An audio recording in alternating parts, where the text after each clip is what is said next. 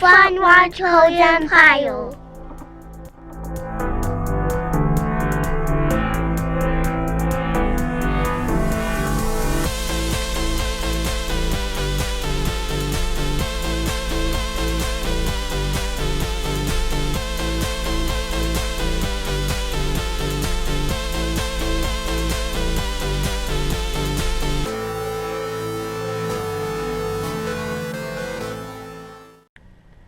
Welcome back to CodesEmpire, my friends. So, I'm betting you can probably guess from the title of this video what we're going to be doing here. I know I've done a lot of different waterproof videos, and I've shared several different things. I want to do kind of a series video with this to kind of show you guys a little bit, this silicone conformal coating, and how well it really works. Not that I'm trying to promote it or anything, but for the cost of it and how effective it is on ESCs, your receivers, servos, things like that, I've been quite impressed. It's one of those products that, I like two-part epoxy. I have done that with a lot of stuff and I haven't had problems at all. But what's so cool about this is how easy it goes on and how thin of a layer you can actually put on, and it protects it. So to me, that's really cool, and it beats doing a bunch of dipping, liquid tape, just different things like that. Not that any of those are bad choices or whatnot, because I've got rigs that still have plastic dipped ESCs, same with servos. I have liquid tape different servos, things like that. I've got rigs that have got things that are ESCs, receivers, servos that are all two-part epoxied, and even ones that I've ballooned. Okay, so I've got a wide variety, but this is real simple and it's slick because it keeps your electronics still looking like they did when you bought them. You don't get all that extra junk on them. So to me, that's what's really cool about this product. Like I said, I like doing all the other ways too, and I wouldn't change not doing any of them. It's fun. It's great to experiment with all the different types of products out there and to see what works good and what's easy, what's truly easy. Yes, the silicone conformal coating, sometimes it takes a little bit to pop open and get at circuit boards, things like that, a couple screws maybe, different things like that to get into your servos and stuff like that. So you can see I've got an axial an axial ESC here, okay, and I've also got a receiver here. This is the AR-3, and this is the AE2 ESC. So, and I've already coated him with one coat, okay, and I'm gonna show you something cool, okay, and this is partly why I really like this product. And if you've seen my recent bashing video with the Beast, this is, okay, the ESC that we did get with it, it's supposedly waterproof, so I didn't have to worry about that. But as far as the receiver and the servo and all the light electronics, the BEC, everything else on it, I've used this. So you got to see it. We ran it through water pretty good and it still runs fine. The only thing I did was blow out locker on it. So, but what's cool, you can look, and different ESCs are going to vary depending on what they are. Some of them, they do have a sealed kind of plastic container and you can pop those open. If you don't want to, you can take and you can seal the edges with this stuff, and I've actually been impressed with how well it actually holds up. But if you take a peek, you look there, you can see down kind of in between. I don't know, here, matter of fact, I'm going to help you. So if you take a peek between that ESC there, you can see a little space. I know it's not really easy to see. So what I'm going to do is, got the trusty old phone here, and sorry, don't mean to flash you with some light, but I'm going to kind of beam some light through here a little bit so you can kind of see, okay? And you can kind of see between there, okay? So basically, and you know, and some of you already know, and for those that know this stuff, you know, you don't need to sit and watch this. This is for people who are getting into hobby or looking for other alternatives to waterproofing, okay? So between your heat sink here, you've got some chips, okay? Some of these kind of little microchip deals. Anyways, they're processors, okay? So what basically happens, and why you got the heat sink, is because they get hot. And so the heat sink helps pull that extra heat off and allows it to cool it so it doesn't fry itself, okay? So it's important that we get that area coated too. What's cool about this product here is I can take it and I can run along the edge here and just let it drizzle down in between there, and I can do all four sides, you know, the best I can. It doesn't hurt if you get some, and you can see it. It doesn't hurt if you get some on the heat sink. It's totally fine, okay? It still allows the heat sink to function like it was meant to function, okay? So we're gonna put a second coat on this along with our receiver, and in part 2 of this, I'm going to show you with the servo, and I'll do that. And servos vary because some of them, depending on what kind of servo they actually are, I like to run a lot of high-tech servos myself, but you know, I've pulled apart Servos servos, things like that, and even some lower end grade servos too. Some of them, the circuit board actually is on, it's got a little wire, kind of set of wires hooked up to it that you can actually pick up, and you can kind of peel them up or whatever, so you can actually pull the circuit board out part way and you can coat it real easy. Others, the circuit board's actually attached to the motor, okay? Like some of the real high-end high-tech servos I've seen, a lot of them, it's attached directly to the motor, which makes it a little tricky, okay? And so sometimes you have to get everything pulled apart. It takes a bit of working because they're actually glued in. The motors are actually got some form of glue attached to them, and they're glued in. But you can get it to break loose, and I've done it several times with a lot of them.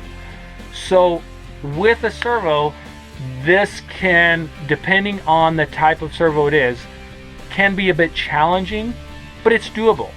So it's totally a product you can use on everything. And what's cool about with the servo is you can coat that circuit board, you can get some in on those wires and whatnot. Once you get that circuit board coated, it's fine.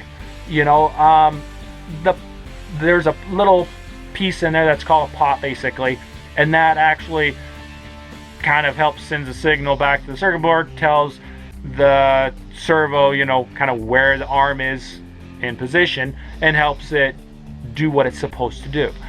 Sometimes some water, you get some dirty water in there, and that can kind of cause that to foul up for a little bit, but a little bit of shaking on it and letting it dry out a little bit, you know, like let it sit for a day or so, and it usually fixes the issue, you know. But if you do put just some grease around where your gears are and the bearing is on the inside there, or bushing, depends on what kind of servo you have, problem fixed. So enough of that. I'll go into more on the servo when we get in on that on part 2, and then in part 3 I'm going to show you guys how this really works. I mean, it does, and I'm not afraid to test it. You know, you're looking at about a, you know, a little over around a $60 part, $65 depending, you know, what you're looking. Your receiver, you know, with your transmitter kind of deal, they're not too terribly pricey.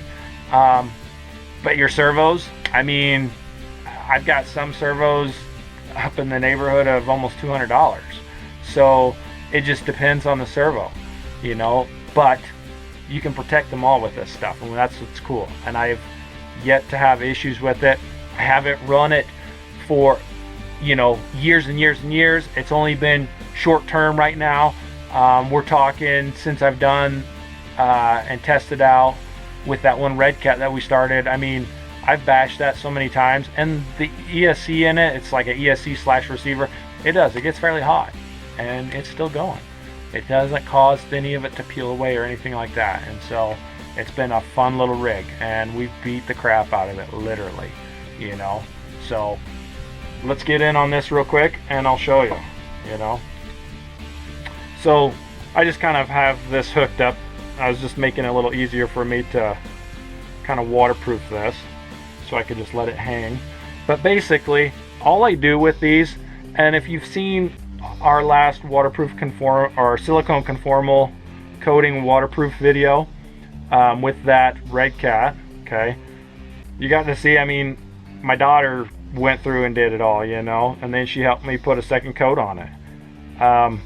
But yeah, we just sit there and we just coat up the circuit board.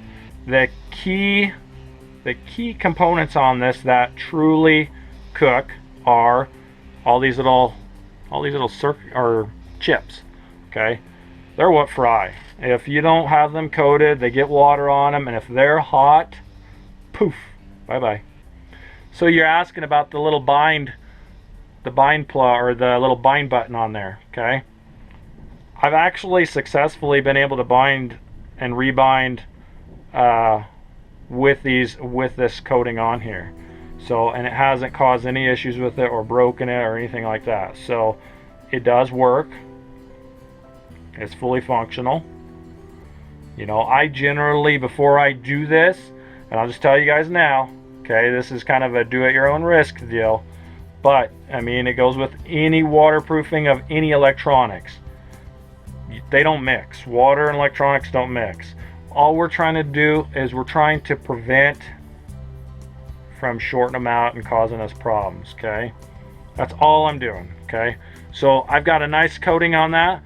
When that dries up, I mean, it looks like it's a little heavy, but when it dries up, it's going to literally be flat on there and you won't even hardly notice it.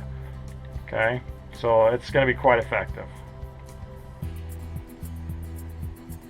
Okay, now we've got our receiver done. Let's do our ESC real quick. Okay, I'll kind of show you how I kind of do this as far as getting it dripped in there. Now, you know, I'm in my shop. I'm not too worried if I get some on the floor. If you're in the house or, you know, whatever, be careful. You probably want to put something under this when you do this, because it will drip down and it gets quite sticky. And I'll tell you right now, I've gotten it on some stuff and I've tried to remove it. It's a pain in the butt to get it off. It's a real pain. So I know this stuff works quite effectively. Okay, so I got a little bit of extra heaviness on there. I'm just gonna kind of run it in there. Now I'm gonna hit that, and there she goes. It's starting to run in there. Just what I want.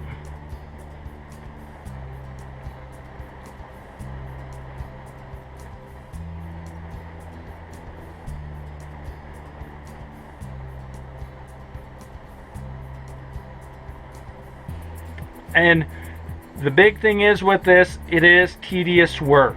Okay, it's not, you know, believe me, I'd much ballooning an ESC or any of this stuff is way faster. I'd rather do that by a long shot. But I like how clean this makes everything look, and it keeps you having to have all that extra bulkiness of everything else. It's the only reason why I do it, you know. But you know, everybody, you all have your thoughts and your process you like to do, and I'm not going to bash that. You go for it. If you want to plastic dip it, do it. You know, it works great. It's an effective method. Okay, my whole thing is I just want to show you other alternatives that are out there. Okay, now I'll tell you, this product, I picked it up on Amazon. Okay, and I'm sure you can find it other places, but on Amazon I've picked it up. I think it's somewhere around, but it varies, the price fluctuates. So by the time you watch this, you know, it could be, the price could have jumped up some from then, but on average it's somewhere, it's, you know, between 12 to 15 bucks on average is what I've seen for it. So although I've seen other places that sell it and they want a lot more for the same little bottle. So it's just, that's why I'm saying it's good to shop around.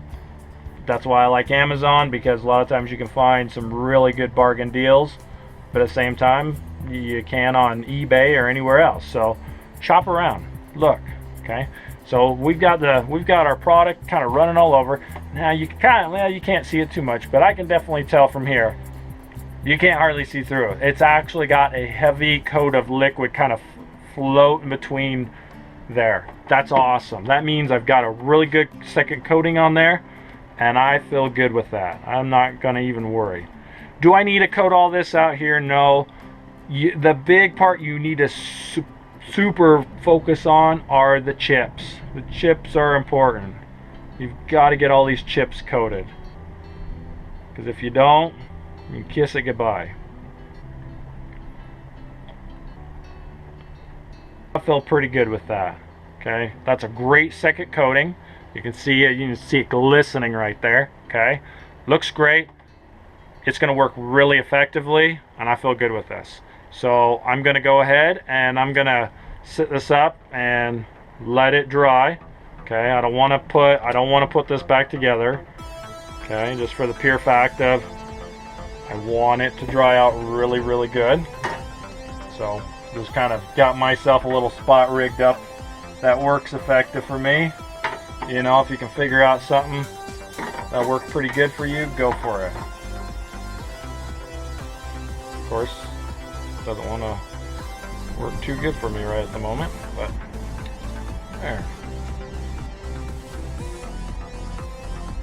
Now I'll just kind of let it suspend itself. Nothing too fancy. I'm going to let this dry overnight before I do anything else with it. Okay, so then we'll have that ESC receiver will be ready, and like I said, we're going to bust into a servo. I know I've got a waterproof servo on here right now, but I'm going to show you on another high-tech servo that I have that's not waterproof. So, and then when we're all done, we'll hook everything together. We'll just hook them together and we'll do a dunk tank test with them. Okay, and I know you guys like dunk tank tests, so fun stuff. So stay tuned and get ready for a part 2 coming up. Okay, so thanks again for watching with CodesEmpire, and hopefully this helps you out. Remember, it's good stuff, works very well. So just like I said, it's another alternative to waterproofing. Okay, give it a whirl. So thanks again for watching with CodesEmpire, and I'll catch you guys later. See ya. Bye.